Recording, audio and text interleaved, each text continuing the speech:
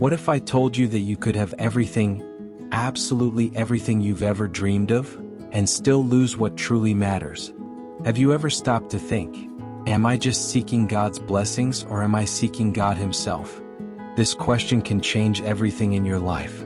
There's a moment in biblical history where a man had to choose between receiving the land of his dreams, angelic protection, guaranteed victories, or God's presence. And his answer teaches us something that can completely transform the way you live your faith today. Because in the end, you weren't created just to receive blessings. You were created for something infinitely greater. The crisis that changes everything. Imagine the scene. Israel had just been freed from slavery in Egypt. They saw the sea part. They saw water gush from a rock. They ate bread that fell from heaven every morning. Miracles became routine.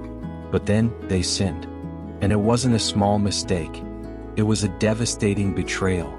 While Moses was on the mountain receiving God's commandments, the people, impatient, built a golden calf and gave themselves over to idolatry.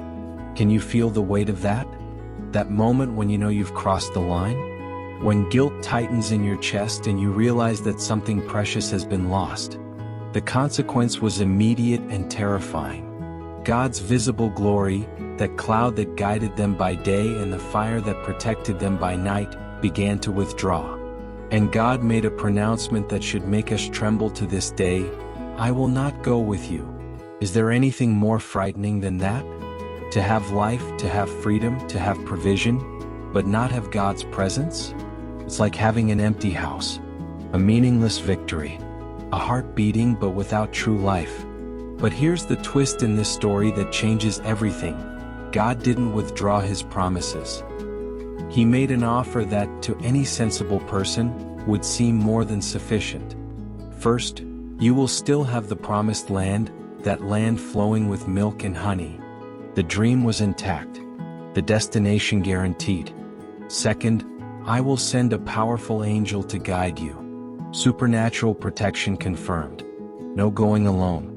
Third, and I will drive out all your enemies from the land, the Canaanites, the Amorites, all of them. Military victory? Guaranteed. Success? Inevitable. Stop and think with me. How many of us would pray our entire lives for this package? Our own home, divine guidance, assured success? This would be the complete dream for most people. But there was a devastating clause in this contract. However, I will not go with you. And this is where the story confronts us with a question that should keep us awake at night. What good is having everything if you don't have the presence of the one who gives meaning to everything? Are you willing to have a lifetime of achievements without God by your side? Moses' response should be engraved in the heart of every person who seeks God.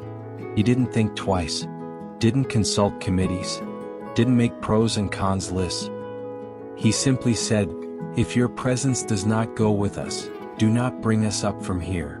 Do you realize how radical that is?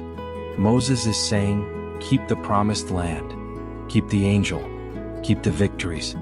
I'd rather stay here in this barren desert with you than have all that without you. Because Moses understood something profound. God's presence isn't a bonus. It's not an optional add-on to Christian life. It's not the cherry on top. God's presence is the entire cake. And here's the truth many of us need to hear today. You can be in a beautiful church with incredible programs, with a robust budget, with impressive numerical growth, and still be living without God's manifest presence. You can have the blessing without the blesser, the gift without the giver. But I ask you, is that enough for you? Because it wasn't enough for Moses, and it shouldn't be enough for us. Two presences, one choice. There's a crucial difference we need to understand. Omnipresence versus manifest presence. Yes, God is everywhere. There isn't a single inch in the universe where He isn't present. That's omnipresence, a beautiful and unchanging theological truth. But manifest presence? That's different. It's when you feel God. It's when He reveals Himself. It's when that inexplicable peace invades your room at 3 in the morning. It's when you cry during worship and know you're not alone. It's when circumstances haven't changed, but something inside you changed because you encountered God. Have you experienced this? That moment where God stops being a doctrine and becomes an experience? Where religion becomes relationship. Israel had the guarantee of omnipresence, but had lost the manifest presence. And Moses knew, without it, they were just another people wandering through the desert. How do you recover God's presence when you've lost it? Moses' response gives us the path. First, he recognized the problem. The people wept. They removed their ornaments, those objects that connected them to idolatry. It wasn't about following rules, it was about breaking with sin at its root. But then, and here's the secret of revivals, Moses did something radical and solitary. He took a tent and pitched it outside, far from the camp, away from contamination, away from distractions, away from opinions. And there, alone, without spotlights, without an audience, without social media, he began to seek God's face. Are you willing to do this? To create a sacred space in your life? To separate yourself from the noise, the rush, the superficiality?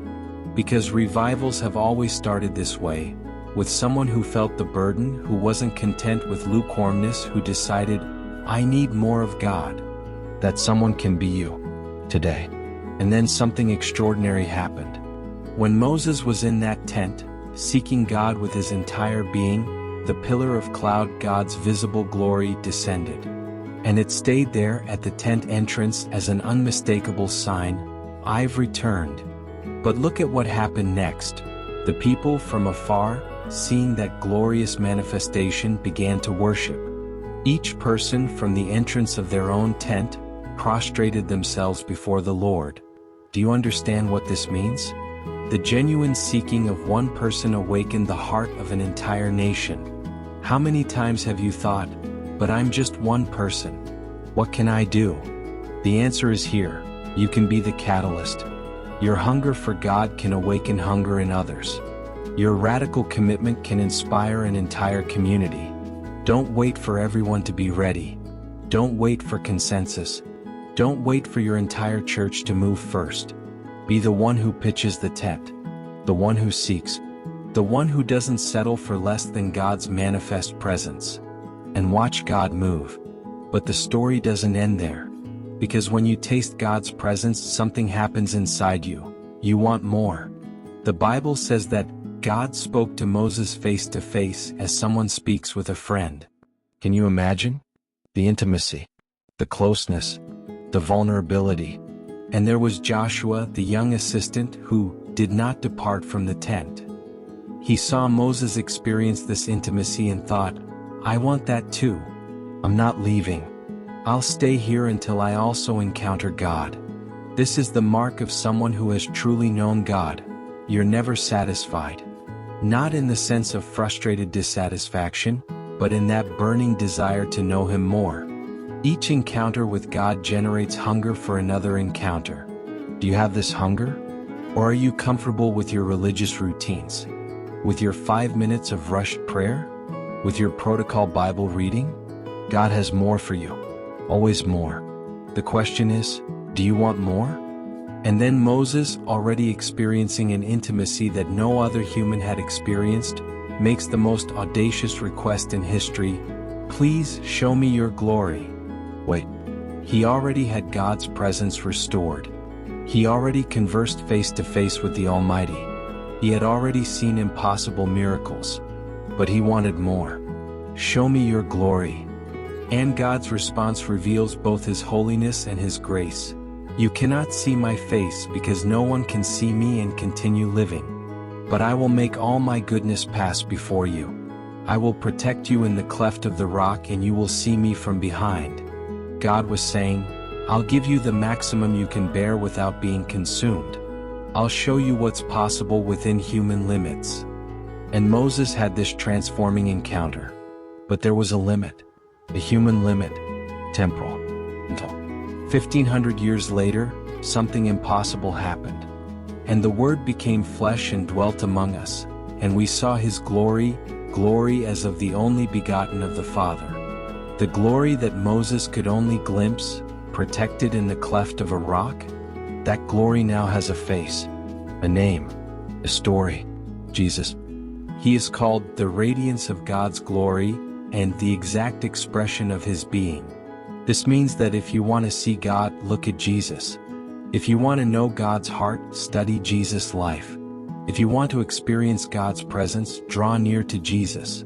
And the promise he left wasn't of a temporary presence, limited to a tent in the desert. It was this: "Behold, I am with you all days, even to the end of the age."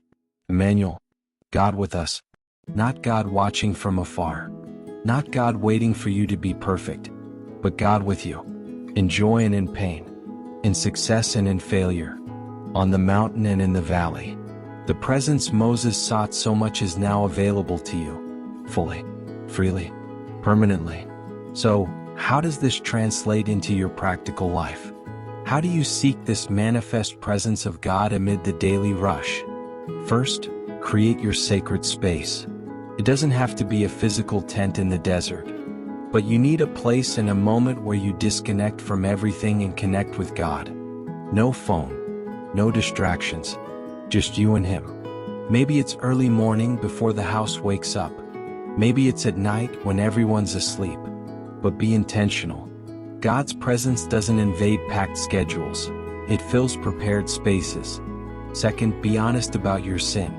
Remember the Israelites removing their ornaments? What in your life is connecting you with things that distance you from God? It's not about perfection, it's about direction. It's about saying, "Lord, I want more of you than I want this." Third, choose presence above blessings. Every time you pray, ask yourself, am I just asking for things, or am I asking for God himself? There's nothing wrong with asking for provision, healing, direction. But don't stop there. Say like Moses, "Lord, if it's not with your presence, I don't even want to go." Fourth, persevere like Joshua. Don't depart from the place of encounter with God. There will be days when you don't feel anything. Days when the heavens seem like bronze. Continue. God's presence isn't a feeling, it's a person. And trustworthy people don't abandon you just because you had a difficult day. Fifth, let your seeking inspire others. When people around you see that there's something different about you, a peace that doesn't make sense, a joy that doesn't depend on circumstances, a firmness amid chaos, they'll want what you have. And you can say, it's not a technique, it's not a program, it's a person. It's Jesus. Sixth, never be content. God's presence isn't a final destination, it's a growing relationship. There's always more depth, more intimacy, more transformation. The day you think you've arrived is the day you've started going backward. So, let me ask the questions that really matter. Where is God's glory in your life? Do you seek it?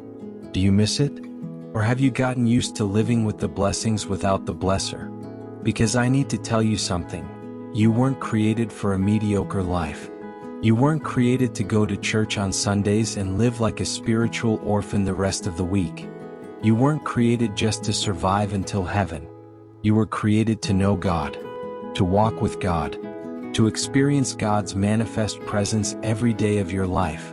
And if you lost that somewhere along the way, if your faith became routine, if you're exhausted from doing things for God without ever being with God, today can be your turning point. Today you can pitch your tent. Today you can say like Moses, "Lord, without your presence I won't go. I'd rather stay here in this place of brokenness with you than have all that without you." Because in the end, the greatest blessing isn't what God can give you. The greatest blessing is God himself. And here's the good news I saved for last. You don't need to wait. You don't need to be holier. You don't need to be in a special moment of your life. Jesus already tore the veil. God's presence is no longer restricted to a sacred place in the desert or a temple in Jerusalem. It's available to you, now, where you are. So, what are you going to do with this? Will you keep running after the blessings and ignore the blesser?